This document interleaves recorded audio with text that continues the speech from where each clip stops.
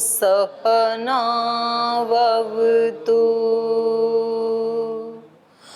सहनौ भुनक्तु सह वीर्यं कर्वावहै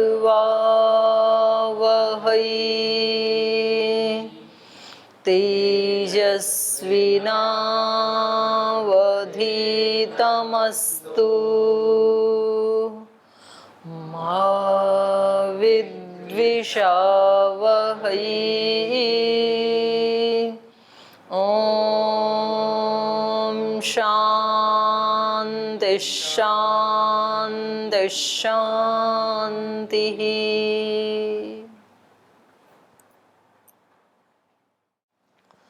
प्रमाण के बारे में सूत्रकार ने बताया। प्रमाण कितने प्रकार के हैं? चार प्रकार के बताए ना। तो उसके बाद फिर अगला 16 पदार्थों में से अगला पदार्थ है प्रमेय। तो प्रमेय कौन से हैं वो इस सूत्र में गिना रहे हैं। तो सूत्र बोलिए। आत्मा शरीर इंद्रिय अर्थ बुद्धि मन प्रवृत्ति दोष प्रत्यभाव फल दुख अपवर्गास्तु प्रमेयम। तो ये अपवर्ग पर्यंत 12 प्रमेय हैं। प्रमेय मतलब जानने योग्य। तो अब एक एक के बारे में थोड़ा परिचय करवा रहे हैं भाष्यकार। तो सबसे पहले आत्मा के बारे में कह रहे हैं। तत्र आत्मा सर्वस्य द्रष्टा सर्वस्य भोक्ता सर्वज्ञ सर्वानुभावी। आत्मा कैसा है? सर्वस्य द्रष्टा, सबका दृष्टा है। तो यहाँ सब का मतलब है पिंड के अंदर जो कुछ भी है उस सब का दृष्टा। इसी पंक्ति को लेकर के ना कुछ लोग जो जिनकी अद्वैत की मान्यता है वो कहते हैं कि देखो न्याय दर्शन में भी आचार्य भाष्यकार जो हैं वो आत्मा को क्या क्या बता रहे हैं? सर्वव्यापक बता रहे हैं, सर्वज्ञ बता रहे हैं, सर्वद्रष्टा बता रहे हैं। तो यहाँ बाहर के लिए सर्व शब्द का प्रयोग नहीं है बल्कि अपने पिंड के लिए है।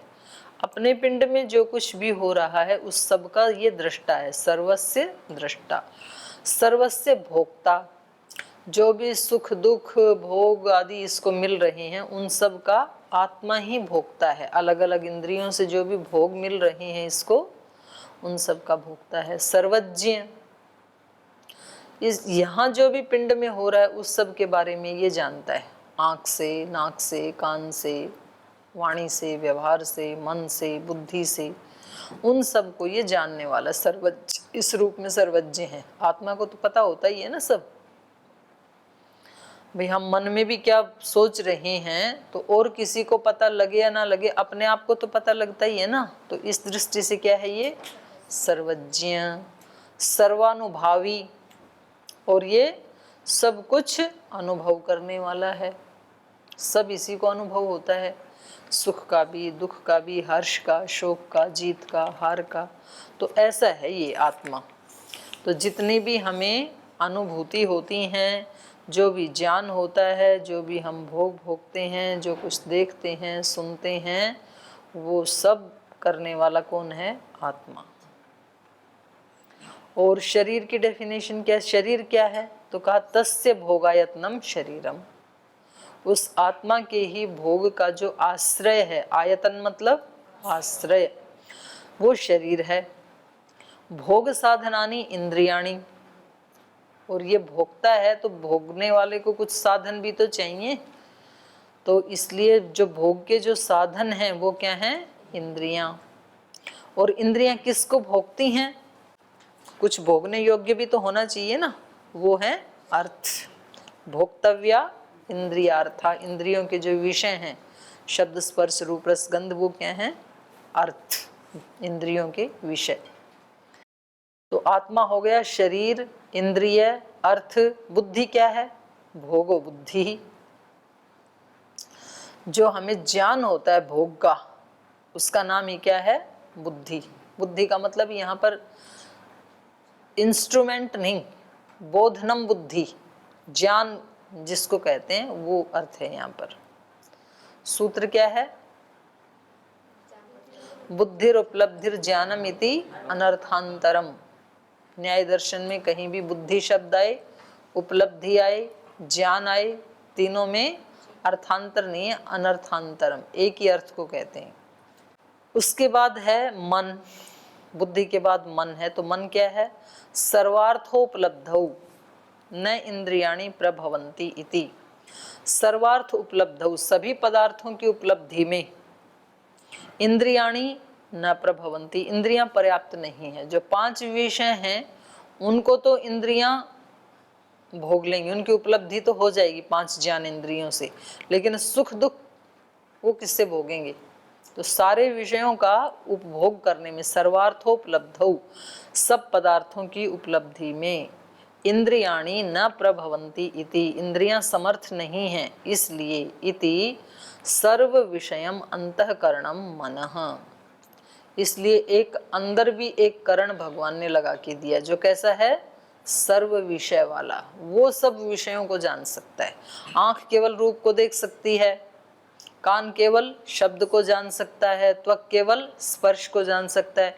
इसलिए इंद्रियां क्या हैं? एक एक विषय वाली हैं, और एक एक विषय वाली करके भी 5 विषय तो एक एक अलग अलग अनुभव कर लेंगी, लेकिन उनसे जो होने वाला सुख दुख है उसको कोई भी अनुभव करने वाला नहीं है। और उनसे भी वो रूप कैसा था, अच्छा था कि बुरा था, वो आंख नहीं बताएगी। आंख कैसा रूप था ये नहीं बताती है, आंख केवल रूप को बताती है। अच्छा है या बुरा ये कौन बताता है? मन। तो इसलिए का सर्व विषयम अंतःकरणम मनः, ये मन की परिभाषा है। मन के बाद है फिर प्रवृत्ति। तो प्रवृत्ति किसको कहते हैं? शरीर इंद्रिय अर्थ बुद्धि सुख दुख वेदना नाम निरवृत्ति कारणम प्रवृत्ति दोषाश्च। प्रवृत्ति और दोष दोनों को एक साथ ही बता रहे हैं, क्योंकि सूत्र में दोनों आए हैं, प्रवृत्ति और दोष। तो कह रहे हैं शरीर इंद्रिय अर्थ बुद्धि, इन सब का सुख वेदना नाम, इन सब के सुख की जो वेदना अनुभूति, और उस अनुभूति के निर्वृत्ति कारणम, उसकी निर्वृत्ति के जो कारण हैं उसका नाम है प्रवृत्ति और दोष। पहले दोष होते हैं, दोषों से फिर प्रवृत्ति होती है। दोष मतलब राग द्वेष मोह। तो पहले हमारे चित्त में राग द्वेष मोह के संस्कार होते हैं, फिर उससे रागात्मक वृत्ति, द्वेषात्मक वृत्ति, मोहात्मक वृत्ति, फिर प्रवृत्ति होती है, हमारी चेष्टा होती है। ठीक है। तो निर्वृत्ति माने उत्पत्ति, उत्पत्ति के कारण है प्रवृत्ति और दोष। न अस्य इदम शरीरम पूर्वम अनुत्तरम च, और कह रहे हैं अस्य इदम, इसका यह, किसका यह? आत्मा का। आत्मनः इदम, आत्मा का ये जो शरीर है, ये न पूर्वम न अनुत्तरम, ना तो ये अब पहले वाला है न अपूर्वम। अपूर्व नहीं है ये शरीर कि भाई पहले कभी हुआ ही नहीं और अब की बार बस पहली बार ही शरीर मिला है आत्मा को, ऐसा नहीं है। पहले भी मुझे आत्मा को शरीर मिलते ही रहे हैं, बहुत सारे मिल चुके हैं अब तक। और न अनुत्तरम च, और ऐसा भी नहीं है कि इसके बाद और नहीं मिलेंगे, मिलते ही रहेंगे। पूर्व शरीराणाम आदिर्नास्ति उत्तरेशाम अपवर्गो अंत इति प्रेत्य भाव। तो प्रेत्य भाव क्या है? प्रेत्य भाव यह है कि पहले भी इस आत्मा को बहुत सारे शरीर मिल चुके, आगे भी बहुत सारे मिलते रहेंगे। एक शरीर को छोड़ के अगले शरीर से जुड़ जाता है। ये जो इसका छोड़ना और अगले को प्राप्त करना, यही क्या है? प्रेत्य भाव। तो उसी को भाष्य में बता रहे हैं, न अस्य इदम शरीरम पूर्वम अपूर्वम, ना तो ये शरीर इसके पास अपूर्व है।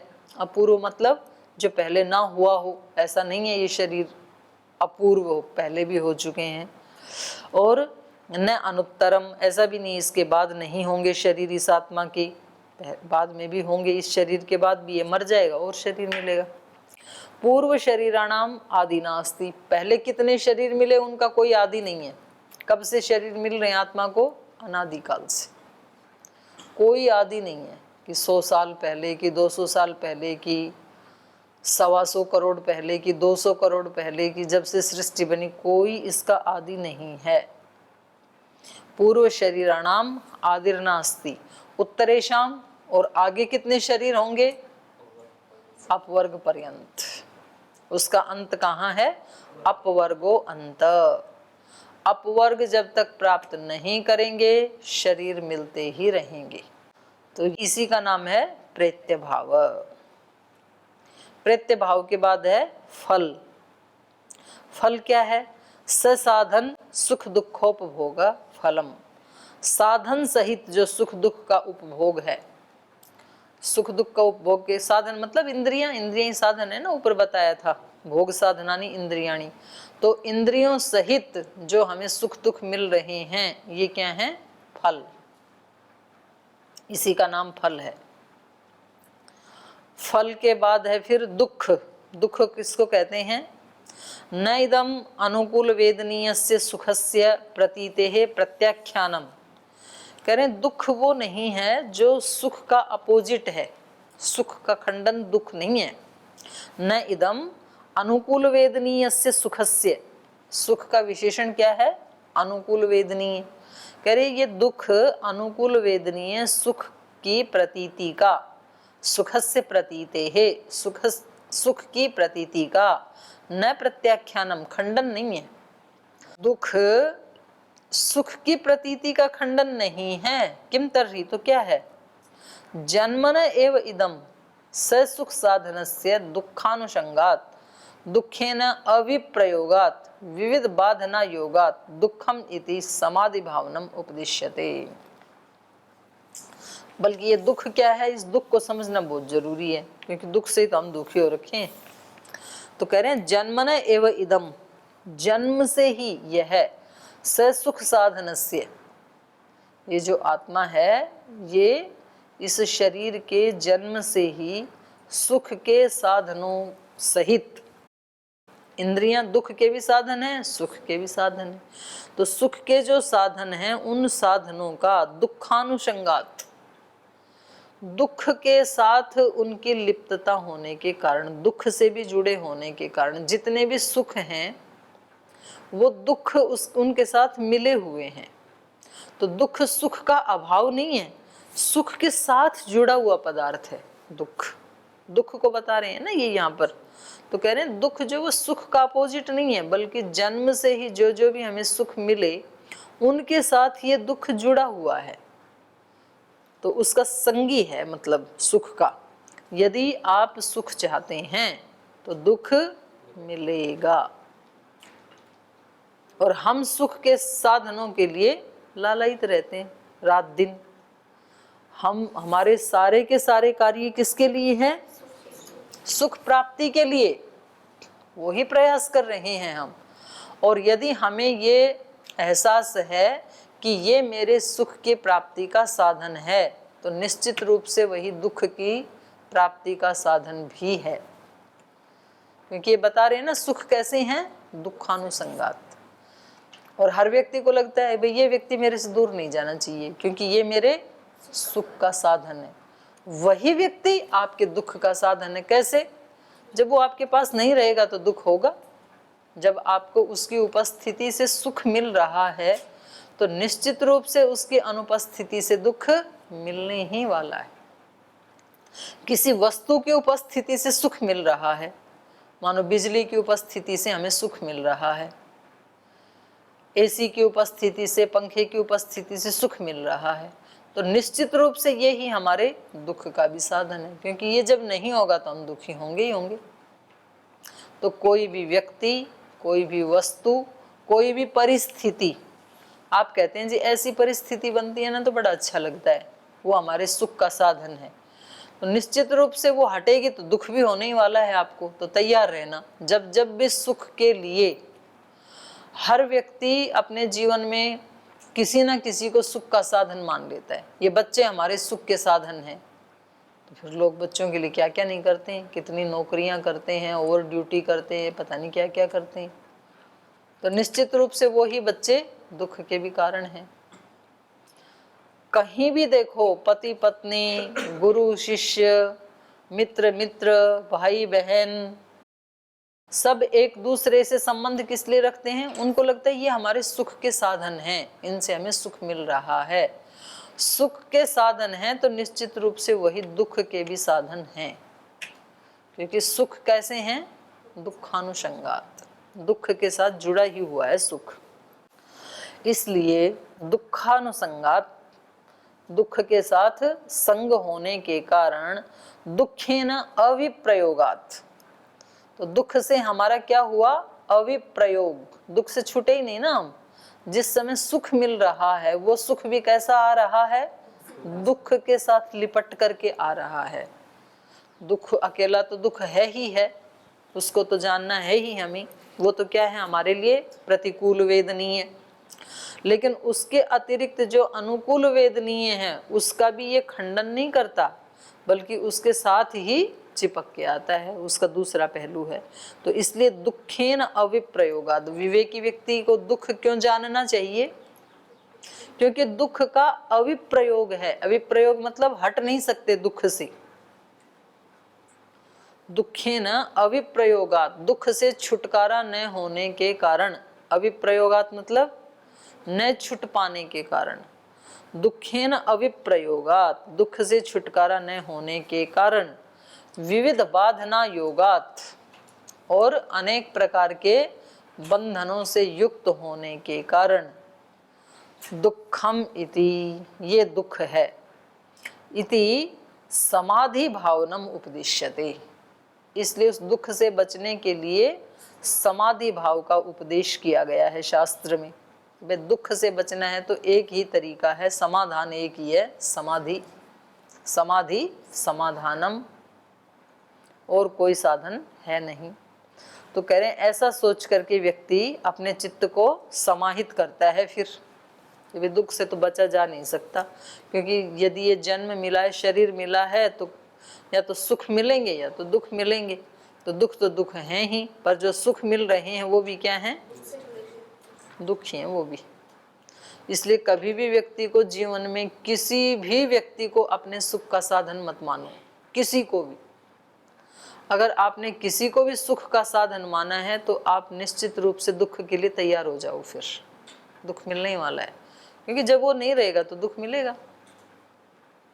किसी पद को, किसी प्रतिष्ठा को, किसी व्यक्ति को, किसी वस्तु को, किसी परिस्थिति को, सुख का साधन केवल मात्र एक ही है, वो है परमात्मा, और वो मिलता है समाधि में।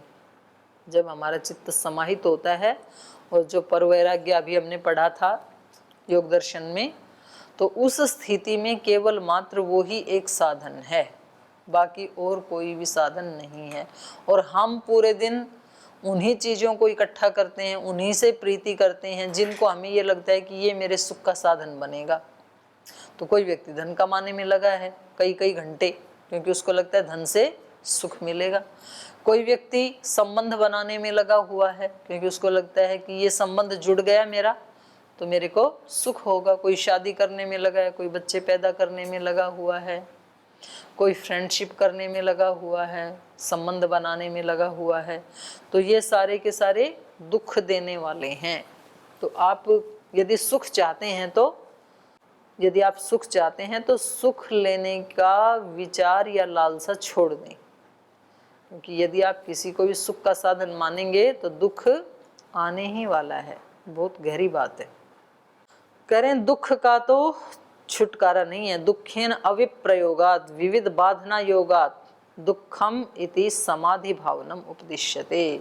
तो इस तरह से दुख का दर्शन करके ये साधन, ये जो साधक है, ये समाधि की भावना करता है। इसको समाधि के भाव का उपदेश किया जाता है कि भाई तुम समाधि लगाओ। फिर तो समाधि में क्या होता है? चित्त को समाहित करना होता है। समाहितो भावयति, जो समाहित चित्त होता है, एकाग्र चित्त होता है, तो वो क्या करता है? भावयति, भावना करता है कि भाई मैं दुख से बचूं। समाहितो भावयति भावयन निर्विद्यते, और भावना करता हुआ वो खिन्न हो जाता है। जैसे भावना करता है संसार की तो सारे सुख कैसे दिखाई देने लगते हैं? बेकार, क्योंकि वो भी बांधने वाले हैं मेरे को। तो इसलिए पहले चित्त को एकाग्र करके समाहित करके भावना करनी चाहिए कि क्या है ये संसार, कैसा है। और भावयन निर्विद्यते, भावना करते हुए खिन्न हो जाता है। निर्विण्णस्य वैराग्यम, और जब ये खिन्न हो जाता है संसार के सुखों से कि वे अपने को नहीं चाहिए। क्यों नहीं चाहिए? दुख मिले हुए हैं, जहर मिले हुए खीर को कौन खाए? जहर मिला हुआ है ना हलवे में, खीर में, तो कौन खाए उसको? तो निर्विण्णस्य वैराग्यम, फिर इसको वैराग्य हो जाता है, भाई ये कुछ भी नहीं चाहिए अपने को। तो जब इन सब में ही दुख मिला हुआ है तो निर्विण्णस्य वैराग्यम, विरक्तस्य अपवर्गैति, और जिसको वैराग्य हो गया वो अपवर्ग को प्राप्त करेगा जरूर। तो अभी तो पढ़ा था हमने योग दर्शन में अपर वैराग्य और पर वैराग्य, तो परम वैराग्य से कैवल्य को प्राप्त कर लेगा। तो यही रास्ता है। तो देखो शास्त्र कोई भी हो, ऋषियों ने बात वही बताई है, शब्दांतर का भेद है, केवल बात वही है, लेकिन सत्य एक ही है। तो इसलिए यहाँ पर ये कह रहे हैं जन्म मरण प्रबंधोच्छेद सर्व दुख प्रहाणम अपवर्ग इति। जो लास्ट प्रमेय था 12 में से, वो बता रहे हैं यहाँ पर अपवर्ग क्या है। जन्म मरण प्रबंधोच्छेद, जन्म मरण का जो प्रवाह चल रहा है, प्रबंध चल रहा है, उसका उच्छेद कर देना। सर्व दुख प्रहाणम, सब दुखों का विशेष रूप से, प्रकृष्ट रूप से हाणम, नाश हो जाना। सब दुखों का थोड़ा थोड़ा नाश तो बिना अपवर्ग के भी हो जाता है, और प्रहाण मतलब प्रकृष्ट रूप से हाण, की फिर कभी आए नहीं, एक बार नाश किया तो शाश्वत नाश दुखों का। सर्व दुख प्रहाणम अपवर्ग, तो इस लाइन को बोल्ड कर लो।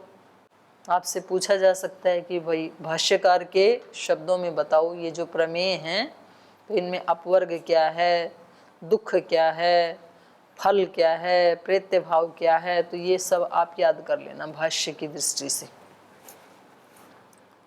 अस्ति अन्यदपि द्रव्य गुण कर्म सामान्य विशेष समवायः प्रमेयम।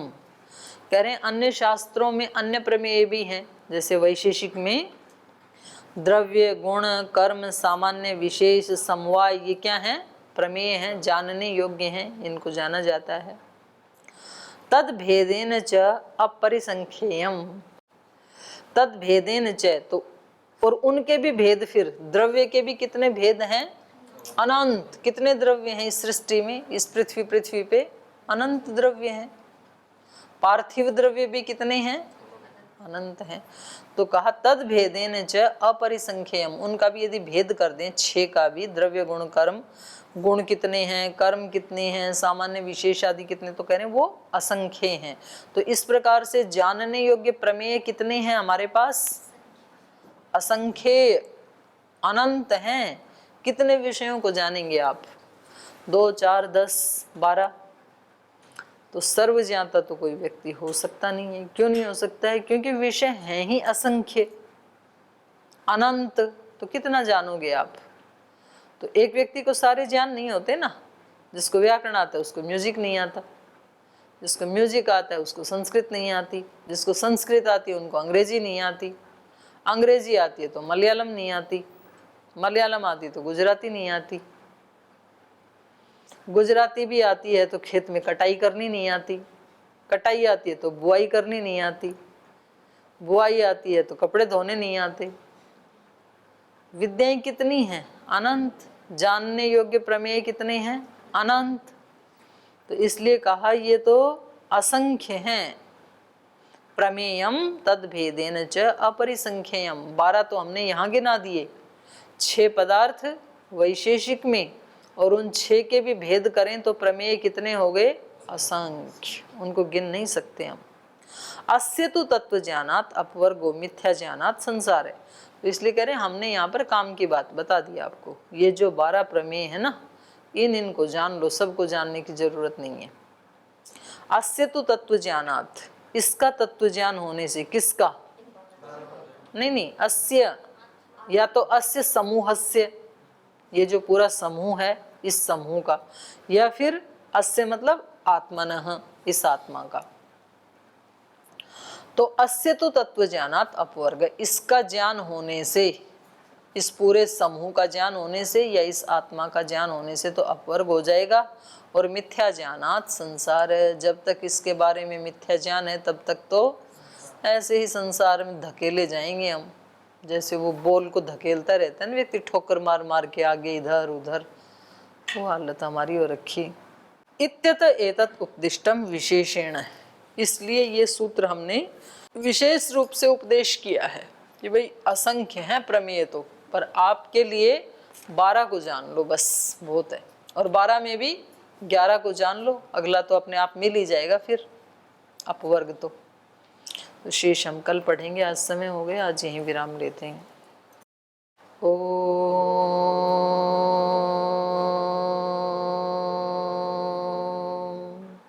शांति शांति शांति। श्री गुरुभ्यो नमः।